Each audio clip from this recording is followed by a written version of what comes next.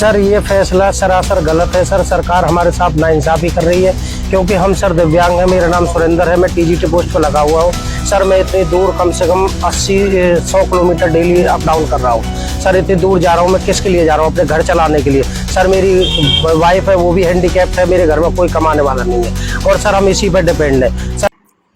हरियाणा में एचकेआरएन टीचरों की नौकरी पर संकट के बादल छा रहे हैं। स्कूलों में तैनात टीचरों को रैशनलाइजेशन के नाम पर उन्हें बाहर का रास्ता दिखाया जा रहा है। इस फैसले के बाद प्रभावित शिक्षकों ने अपनी नौकरी बहाली और मांगों को लेकर आंदोलन तेज कर दिया है। इसी कड़ी में टीजीटी अध्यापकों के साथ पीजीटी का एक ग्रुप हरियाणा के खेल राज्य मंत्री गौरव गौतम और कांग्रेस के विधायक रघुवीर तेवतिया से मिला। शिक्षकों ने अपनी समस्याओं से अवगत कराते हुए सरकार से तुरंत हस्तक्षेप की मांग की है। मंत्री गौरव गौतम ने शिक्षकों की चिंताओं को गंभीरता से लेते हुए उच्च स्तर पर मामला उठाने का आश्वासन दिया। वहीं विधायक रघुवीर तेवतिया ने कहा कि वह सरकार के समक्ष इस मुद्दे को जोरदार तरीके से रखेंगे और न्याय संगत समाधान के लिए दबाव बनाएंगे। अब देखने वाली बात रहेगी कि सरकार और शिक्षकों के बीच बात बनती है या एक और आंदोलन देखने को मिलेगा। देखिए पूरी रिपोर्ट। मेरा नाम अनूप कुमार है और मैं हरियाणा कौशल अध्यापक एसोसिएशन का डिस्ट्रिक्ट कोऑर्डिनेटर हूं।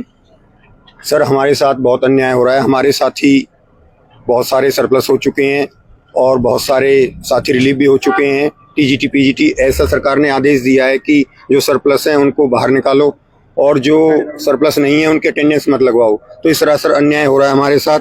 हम माननीय मुख्यमंत्री के माध्यम से, आपके माध्यम से माननीय मुख्यमंत्री को बताना चाहते हैं कि हमें एडजस्ट किया जाए, क्योंकि डिपार्टमेंट में 15,659 पोस्ट अभी भी खाली हैं, जैसा कि विधानसभा में शिक्षा मंत्री द्वारा बोला गया है। और इन्होंने एक नया इंडेंट भी मांगा है एचकेआरएन में 3427 पदों का टीजीटी के लिए। और अभी शिक्षा मंत्री जी ने बयान भी दिया था कि 4550 पोस्ट जो है वो टीजीटी से पीजीटी प्रमोट होंगी, क्योंकि अबाउट 8,600 समथिंग पोस्ट जो है पीजीटी में वैकेंट बचती हैं। तो हमारी आज हम सभी यहाँ पर जो पलवल टीम है वो इकट्ठा हुई है। यहाँ पे काफ़ी उजीना से, तावड़ू से, सोहना से, नूह से, फरीदाबाद से काफ़ी साथी हमारे साथ आए हैं इस मुद्दे पर। और हमने गौरव गौतम जी जो हमारे स्थानीय विधायक हैं और माननीय मंत्री हैं पूरी हरियाणा सरकार के, और एचकेआरएन डिपार्टमेंट भी उनके पास है, तो उनको इस बारे में अवगत कराया है। उन्होंने जो डायरेक्टरेट है एलिमेंट्री एजुकेशन डिपार्टमेंट के विवेक अग्रवाल जी, उनसे फोन पे हमारे सामने बात भी की है। लेकिन उन्होंने ये कहा है कि अभी ये जो आदेश है ये सीएम साहब के पास है, जो फाइल है हमारी, और जब तक सीएम साहब इस पे कोई कार्रवाई नहीं करते हैं तब तक आपको वेट करना पड़ेगा, आपकी अटेंडेंस नहीं लगेगी। अब आप एक बात बताइए, अगर हम अटेंडेंस नहीं लगाएंगे तो हमें कितना एम्बेरस फील होता है स्कूल में। हमारे साथ टीचर जैसा व्यवहार ही नहीं किया जा रहा वहाँ पे। बिल्कुल ऐसे हम अलग से बैठ जाते हैं, जाकर ना हम बात कर सकते हैं ना हम घर पे कुछ कह सकते हैं। क्या कारण है आपको रिलीव किया जा रहा है? कारण बस यही है कि उन्होंने रैशनलाइजेशन किया है। पहले तो पीआरटी में 5310 पदों को रैशनलाइजेशन कर दिया उन्होंने। रैशनलाइजेशन करने का मतलब ये है कि सपोज दैट कि एसएसटी पोस्ट पे अगर कोई ऑलरेडी परमानेंट है और एचकेआरएन का वहाँ पे टीजीटी इंग्लिश लगा हुआ है, तो टीजीटी इंग्लिश को बाहर कर देंगे, क्योंकि एसएसटी वाले को ही इंग्लिश पढ़ानी पड़ेगी, साइंस वाले को ही मैथ पढ़ाना पड़ेगा और संस्कृत वालों को हिंदी पढ़ानी पड़ेगी। इस तरह से उन्होंने क्या किया है, रैशनलाइजेशन कर दिया है, पदों का युक्तिकरण कर दिया गया है यहाँ पे। तो बहुत सारे पद खाली हो जाएंगे ऐसे तो।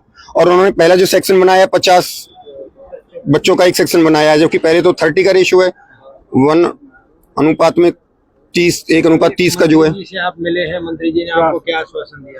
मंत्री जी ने, विवेक अग्रवाल जी जो हमारे डायरेक्टरेट एलिमेंट्री एजुकेशन डिपार्टमेंट से जो हैं, उनसे डायरेक्ट फोन पे बात की है। तो उन्होंने ये बताया कि जो ये फाइल है एक्सटेंशन की, क्योंकि हमारा कॉन्टेक्ट भी नहीं बढ़ा है अभी, 31/3/2025 को हमारा कॉन्टेक्ट खत्म हो चुका है। तो उन्होंने यही कहा है कि जो ये फाइल है सीएम साहब के पास है, जब तक सीएम साहब से कोई अप्रूवल नहीं मिलती है हम कुछ नहीं कर सकते, और इनकी अटेंडेंस भी नहीं लगवाई जाएगी। अब आप एक बार बताइए, हम अटेंडेंस नहीं लगाएंगे तो हम किस लिए जा रहे हैं स्कूल में? सरकार ने कहा था कि 1,20,000 कर्मचारियों को हमें कुछ भी नहीं होगा, ये पत्थर की लकीर है। सीएम साहब, माननीय सीएम साहब नायब सैनिक के ये बिल्कुल बयान थे, हमारे पास वीडियो भी है इसकी, और कि एक भी परिवार घर नहीं बैठेगा, ये सबको सब नौकरी मिलेगी। एक परिवार में एक बच्चा जो प्रभावित हो रहे हैं, पूरा 1,20,000 कर्मचारी प्रभावित हैं। अभी 1200 इन्होंने बाहर कर दिए, बिल्कुल रिलीव ही कर दिए टीजीटी पीजीटी अध्यापक जो है। और भी डिपार्टमेंट्स हैं जी जिसमें बाहर है, नहर विभाग से भी है। हम सरासर इसको नाइंसाफी समझते हैं अपने साथ। इस फैसले से कितने बच्चों का भविष्य अधर में लटक गया है? सर बच्चों की बात करें तो 252 पीजीटी और 1200 टीजीटी, आप इनको आंकड़ों को ना गिने तो इनके पीछे जो 5-5 10 परिवार है, 7110 टीचर वर्किंग है इस टाइम पीजीटी जो परिवार है, अगर देखें तो 9000 टीचर्स, उनके पीछे अगर 5-5 होगा तो ये तो हजारों की संख्या होती है सर। एक चूल्हा बंद तो उसके पीछे खाने वाले सारे बेघर है, सारे घर बेघर है सर जी। कुछ बच्चों की पढ़ाई पे भी इसका असर पड़ेगा? बच्चों की पढ़ाई पर सर असर पड़ेगा। मेरे स्कूल में हम कोऑपरेट कर रहे हैं, 2 टीचर हटेंगे, एक टीजीटी पीजीटी, बच्चे विरोध कर रहे हैं।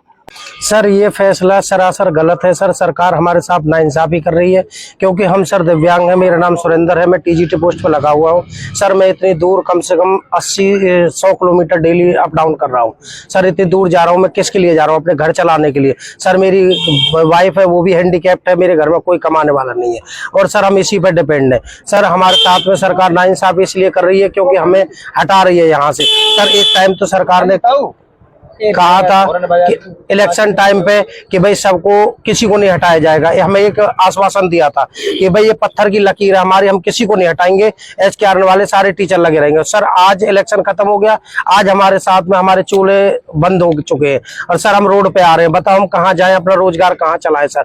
विकलांग साथी है सर, हमें कोई नौकरी पे भी नहीं रख रहा सर। और सर एक तरफ तो सरकार कह रही है कि भाई टीजीटी पोस्ट पे वो लगे हुए को जो एक्सपीरियंस होल्डर है उनको निकाल रही है, दूसरे उसी पोस्ट पर टीजीटी भर्ती कर रही है। ये सरकार का क्या फैसला है सर? वैकेंसी नहीं है तो क्यों वैकेंसी नहीं है सर, तो फिर क्यों मतलब दोबारा भर्ती क्यों कर रही है? फिर जब सरकार ऐसा कर रही है तो हमारे साथ सर, हमारे साथ नाइंसाफी हो रही है। निखालस हमारे, हम रोड पे आ रहे हैं, सारे लोग बेरोजगार हो चुके हैं सर। हमारे पास कोई रास्ता नहीं है, हम अब क्या करें सर? हम मरने के अलावा हमारे पास कोई रास्ता नहीं है। हम सुसाइड कर ले क्या सर? जब हम बेरोजगार हो जाएंगे रोड पर कहाँ जाएंगे सर? हमें कोई रोजगार नहीं मिल रहा कहीं, इतने साल हो गए सर हमें लगे हुए।